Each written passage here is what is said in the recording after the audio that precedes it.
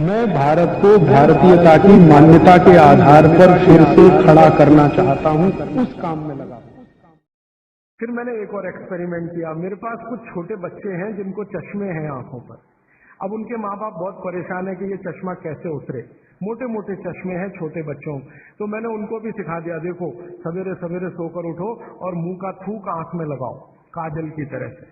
तो बच्चों ने चालू कर दिया। बच्चे बहुत भोले होते हैं, सीधे होते हैं, कोई भी बात अगर समझ में आए तो करते।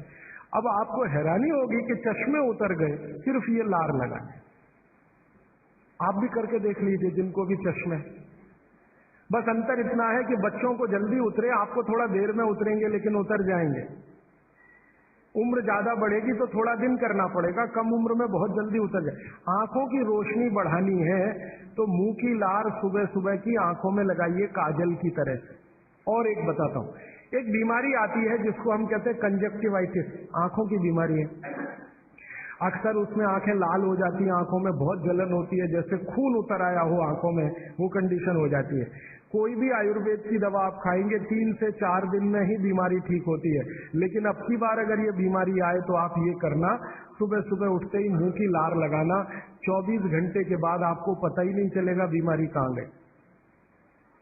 24 घंटे में ही ठीक होता है कंजक्टिवाइटिस।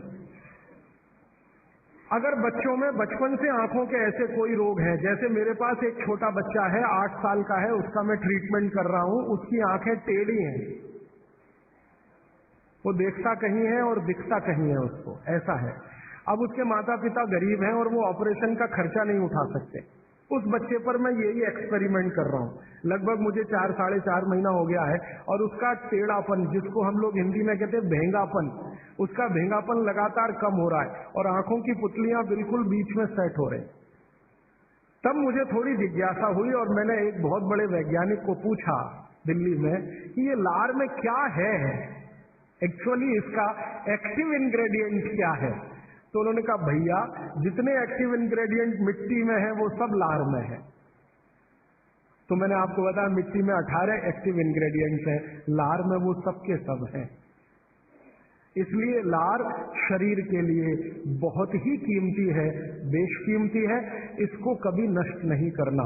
इसकी मदद से आप बहुत सारे रोग ठीक करते हैं। और 2-4 बातें बता दूं क्या क्या रोग और ठीक कर सकते हैं। आपके शरीर में कोई दाग हो गया, धब्बा हो गया, जैसे जल गए, जलने का दाग होता है ना, उस पर नियमित रूप से सवेरे की लार की थोड़ी थोड़ी मालिश करते रहिए। 6-8 महीने में धब्बा बिल्कुल साफ हो जाए, जले हुए का धब्बा।